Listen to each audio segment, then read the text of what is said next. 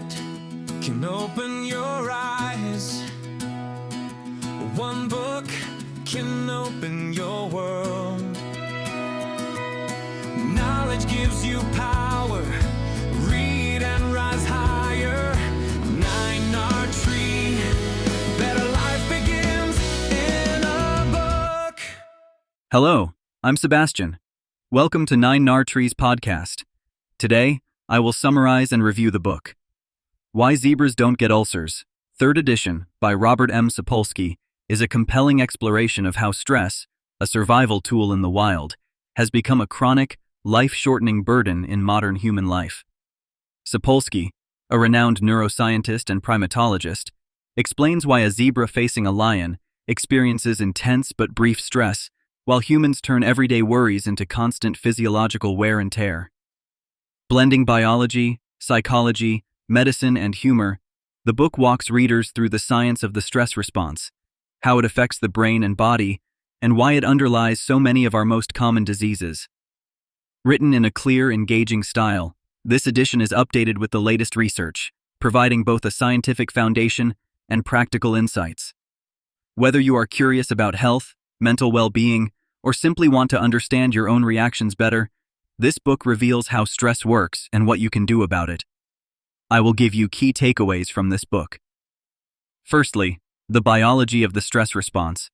A central theme of the book is understanding what stress actually is at the biological level. Sapolsky explains that the stress response is an ancient survival mechanism designed for short-term physical crises. You either fight, flee, or die. When a zebra is chased by a lion, its heart rate, blood pressure, and energy mobilization skyrocket, then return to normal once danger passes. Humans, however, trigger the same response for psychological and social threats, such as job insecurity, debt, or relationship conflict. Sapolsky walks through hormones like adrenaline and glucocorticoids, detailing how they mobilize fuel, sharpen attention, and suppress nonessential functions like digestion and reproduction.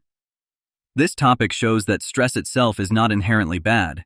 The problem is when this system, designed for minutes of activation, is turned on for weeks, months, or years. That mismatch between ancient physiology and modern lifestyle is the root cause of stress-related disease. Secondly, how chronic stress damages the body. Sapolsky devotes substantial attention to how long-term stress gradually harms virtually every major body system. He shows that chronic exposure to stress hormones raises blood pressure, encourages plaque buildup, and increases the risk of heart attacks and strokes. The book explains how stress suppresses the immune system, making you more vulnerable to infections, yet paradoxically more prone to autoimmune diseases when regulation fails. Digestion suffers as ulcers, irritable bowel issues, and metabolic problems become more likely. Chronic stress also disrupts sleep and reproductive health, altering fertility, libido, and menstrual cycles. Sapolsky emphasizes that these conditions are not purely psychological. They are deeply rooted in measurable biochemical processes. By connecting everyday stressors to hypertension, diabetes, gastrointestinal problems, and more, he reframes many common illnesses as partly diseases of chronic stress. Understanding these links empowers readers to take stress management as seriously as diet or exercise when considering long-term health. Thirdly, stress, the brain, and mental health. A major focus of the book is the impact of stress on the brain and mental well-being. Sapolsky describes how long-term elevations in stress hormones can damage the hippocampus, a brain region critical for memory and learning, potentially contributing to memory problems and increasing vulnerability to depression. He explores how chronic stress alters neurotransmitters, changing mood and motivation, and how it can worsen anxiety and depressive disorders. The book also examines the biology of learned helplessness and the ways in which feeling out of control amplifies stress harmful effects. Sapolsky bridges the gap between neuroscience and everyday experience, explaining why stressful childhoods, social isolation, or chronic workplace pressure can leave lasting marks on brain circuitry. This topic highlights that mental health issues are not a sign of weakness. They are often the natural outcome of prolonged exposure to biological stress pathways. Understanding this helps reduce stigma and points toward more compassionate, science-based approaches to treatment and self-care. Fourthly, personality, society, and individual differences in stress, Sapolsky emphasizes that not everyone experiences or responds to stress in the same way. He discusses how personality traits, early life experiences, and social context shape our vulnerability.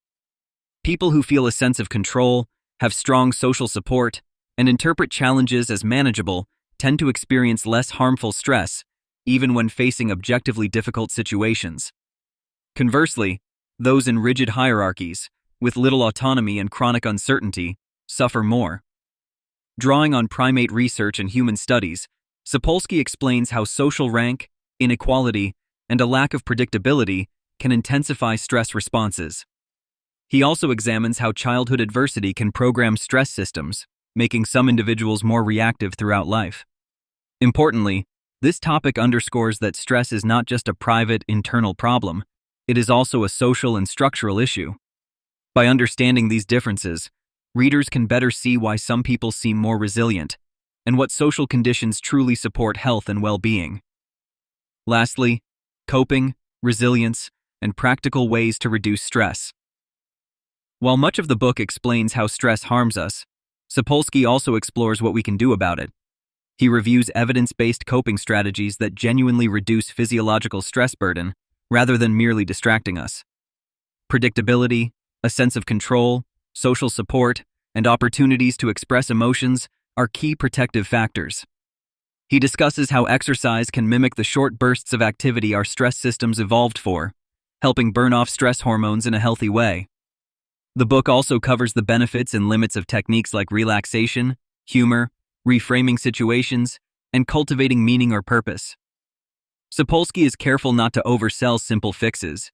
He acknowledges that no coping strategy can completely erase the effects of poverty, discrimination, or traumatic environments. However, he shows that even modest changes in perception, routine, and social connection can meaningfully reduce the health impact of stress. This topic leaves readers with realistic, science-grounded tools for becoming more resilient in everyday life. In conclusion, Why Zebras Don't Get Ulcers is ideal for anyone who wants to understand how mind, body, and environment interact to shape health. It is particularly valuable for stressed professionals, students, caregivers, and anyone dealing with anxiety, burnout, or stress-linked health issues. Sapolsky translates complex neuroscience and physiology into accessible, often humorous explanations, giving you a clear map of what is happening inside your body when you worry, rush, or ruminate. The book stands out from others because it integrates biology, psychology, and social science, rather than offering superficial tips or quick fixes. It shows that managing stress is not just about willpower or attitude. It is about working with the realities of your own physiology and circumstances. By reading this book, you gain both insight and practical strategies to protect your brain, heart, and overall well-being. If you want one comprehensive science-based guide to stress and health, this is the book to buy. If you would like to support Robert M. Sapolsky, you can buy the book through the Amazon link I've provided in the podcast description. After reading the book, please let me know what you think and share your thoughts. See you around. 1 minute can open your eyes. One book can open your world. Knowledge gives you power, read and rise higher. 9 tree, better life begins in a book.